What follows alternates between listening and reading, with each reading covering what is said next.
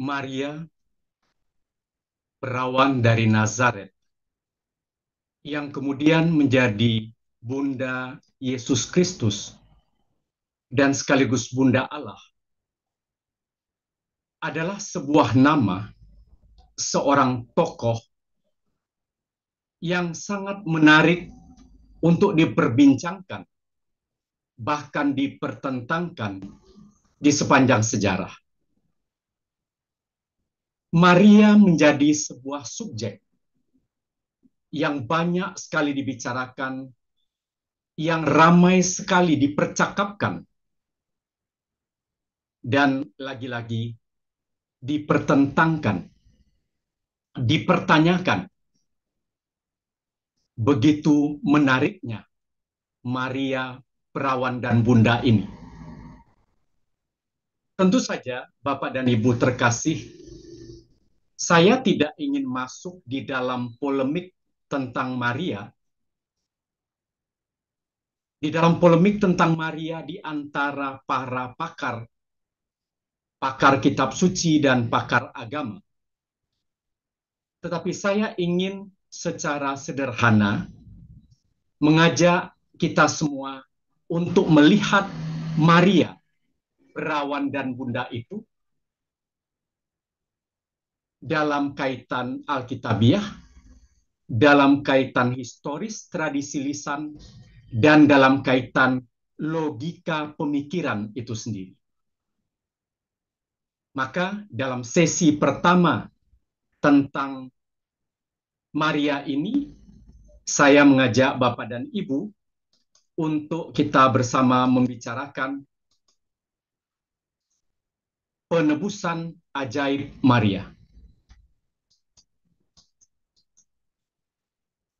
Pertanyaan yang besar dan bahkan merupakan pernyataan dari sejumlah orang adalah, apakah Maria berdosa? Apakah Maria berdosa? Bagi sebagian orang, Maria berdosa. Apa dosanya? Tidak tahu.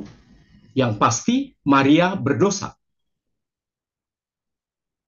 Tetapi bagi kita, umat Kristen Katolik, Maria tidak berdosa. Secara sangat tegas, jelas, sangat clear kita mengatakan Maria tidak berdosa. Lalu ada argumentasi. Tetapi Injil menyatakan, lalu kata Maria, jiwaku memuliakan Tuhan dan hatiku bergembira karena Allah juru selamatku. Maria di dalam Lukas bab 1 ayat 46 ini mengakui dalam Magnifikatnya bahwa Allah itu adalah juru selamatnya. Dan memang benar, Allah itu adalah juru selamat Maria, juru selamat William, juru selamat Yohana, juru selamat Elizabeth, Barak, dan sejumlah besar manusia di dunia.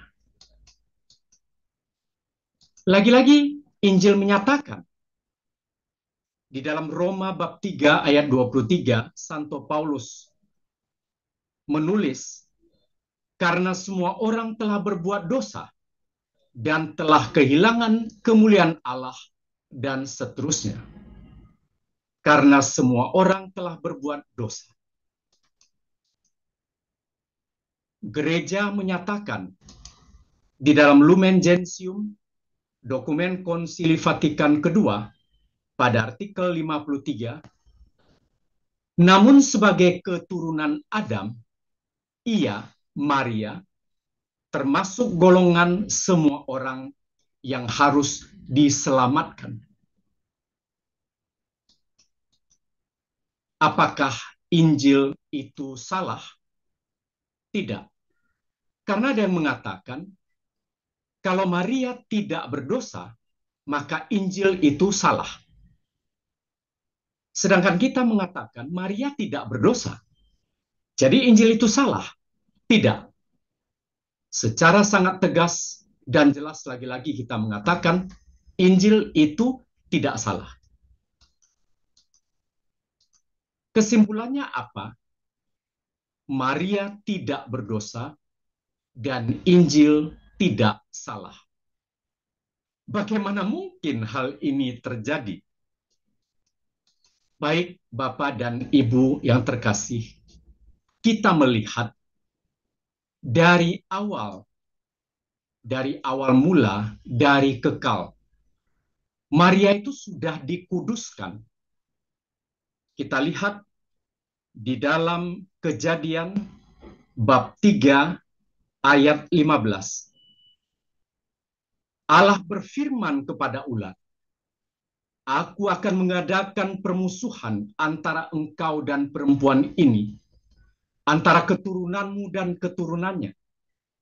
Keturunannya akan meremukkan kepalamu, dan engkau akan meremukkan tumit. Jadi dari semula, sejak kekal, Allah telah memberikan nubuatnya, memberikan gambarannya, bahwa pada suatu saat kelak akan datang keturunan perempuan ini yang akan menginjak kepala ular. Dan keturunan perempuan itu pada saatnya kelak adalah Maria. Jadi sejak awal mula, Maria telah dikuduskan. Dan ini diakui oleh gereja. Sehubungan dengan penjelmaan sabda ilahi, Santa Perawan sejak kekal telah ditetapkan untuk menjadi Bunda Allah. Di dalam Lumen Gentium, artikel 61. Nah, kita bicara tentang kehamilan Ibu Ana, ibunya Maria. Kehamilan Ibu Ana adalah hasil konsepsi biologis di antara Bapak Yoakim dan Ibu Ana. Dan kehamilan ini adalah kehamilan yang alamiah, manusiawi, yang sangat wajar seperti kehamilan-kehamilan wanita-wanita lain. Hanya saja yang menjadi istimewa dari kehamilan ini bahwa Ibu Ana hamil pada masa lansia, pasutri, Yoakim, dan Ana. Dan pada kehamilan Ibu Ana ini, pengukuhan kekudusan Maria itu dilakukan oleh Allah. Pengukuhan kekudusan Maria itu dilakukan oleh Sang Putra sendiri. Jadi kekudusan yang telah diperoleh Maria dan diberikan Allah sejak awal mula dikukuhkan di dalam kehamilan Ibu Ana sejak janin Maria ada di dalam rahimnya. Maka ini menjadi penebusan ajaib bagi Maria. Maka Maria mengatakan, Aku memuji juru selamatku, Tuhan Allah juru selamatku. Jiwaku memuliakan Tuhan, dan hatiku bersukaria karena Allah juru selamatku. Aku memuji juru selamatku. Karena memang Maria ditebus oleh juru selamat itu dengan penebusan ajaib sejak dari kandungan Ibu Ana. Dan lagi dikatakan bahwa semua manusia berdosa dan membutuhkan penyelamat. Berbeda dengan Maria, Maria justru diselamatkan sebelum dia berbuat dosa. Maria diselamatkan, dikuduskan, dibersihkan, disucikan dari noda dosa asal sekaligus dosa-dosa pribadi yang mungkin diperbuat oleh seorang manusia. Kalau kita bicara bahwa penebusan, pengudusan kita itu berlangsung pada saat kita dibaptis, maka pembaptisan Maria secara ajaib dan istimewa berbeda dengan pengudusan manusia-manusia lain.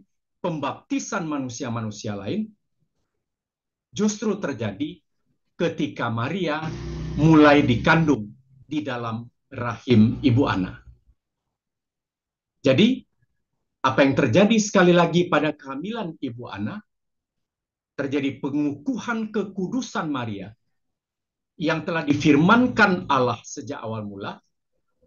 Pengukuhan itu dengan penebusan ajaib dan pembaptisan yang jauh lebih dulu daripada manusia-manusia yang lain.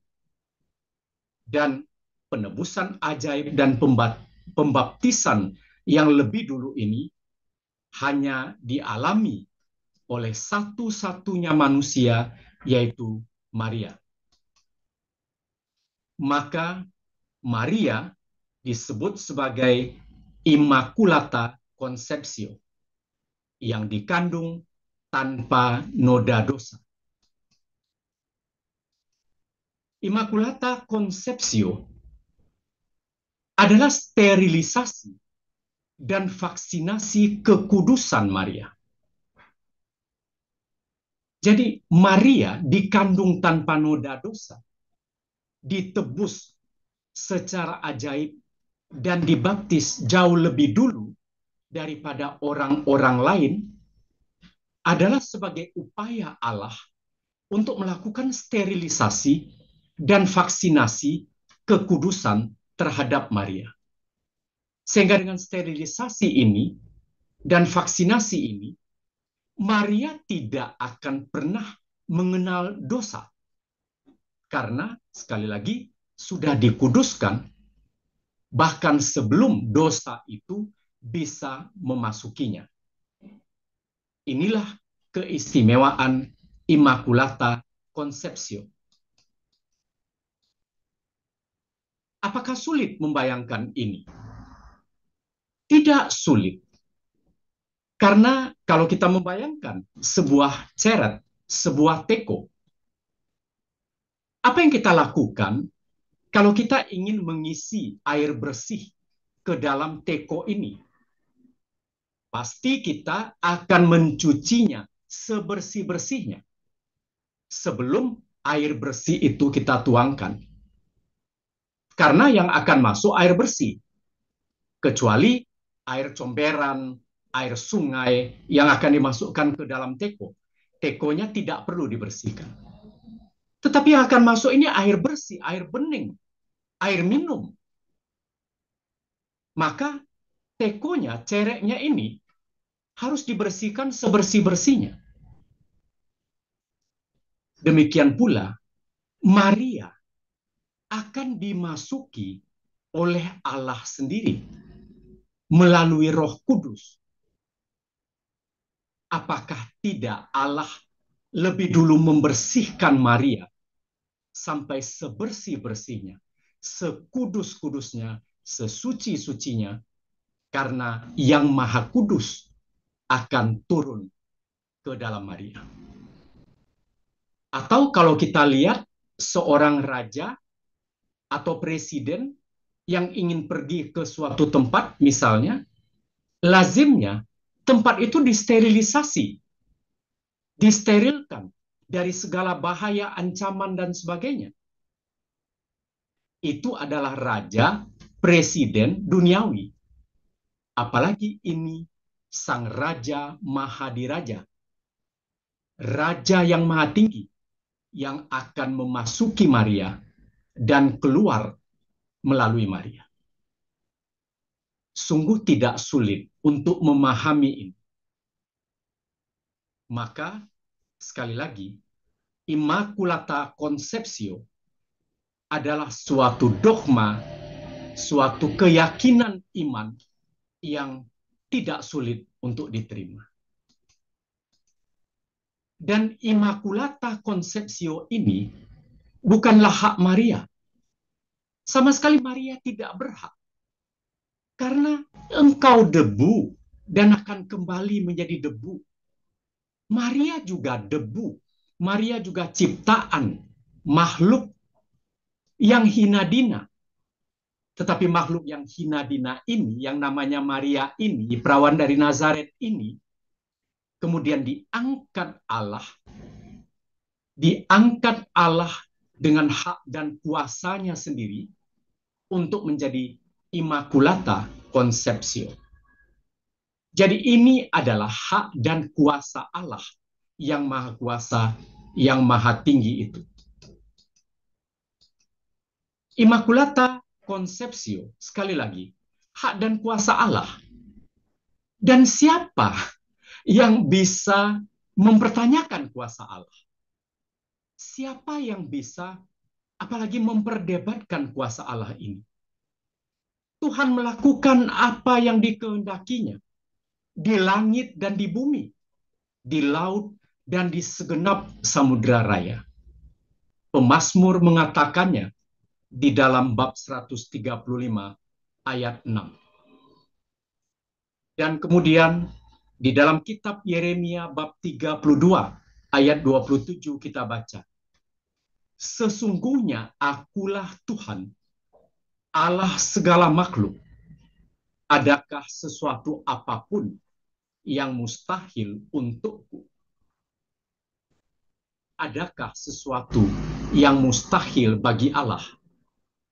Adakah Immaculata Conceptio menjadi mustahil bagi Allah? Bagi manusia, mungkin hal yang mustahil untuk dipikirkan, tetapi bagi Allah, ini adalah hak prerogatif Allah. Dan hak prerogatif Allah itu berdasarkan hak kuasa rencana dan kehendaknya disampaikan kepada seorang perawan hinadina yang namanya Maria. Maka Immaculata Conceptio, Maria adalah yang dikandung tanpa noda, tidak bernoda asal, dan tidak bernoda dosa apapun di dalam kehidupannya dari kekal sampai kekal. Bapak Ibu, sekiranya Bapak Ibu berkenan dan berminat, ini ada beberapa buku saya dan ada nomor HP di bawah. Bisa dihubungi seandainya berminat untuk memesannya. Dan kita bertemu lagi dalam sesi kedua penebusan ajaib Maria ini pada kesempatan yang akan datang. Dan sekali lagi kita ingat kata-kata di dalam Lumen Gentium artikel 61. Sehubungan dengan penjelmaan sabda ilahi, Santa Perawan sejak kekal telah ditetapkan untuk menjadi Bunda Allah. Immaculata Conceptio, Maria dikandung tanpa noda dosa. Ave Maria, gratia plena.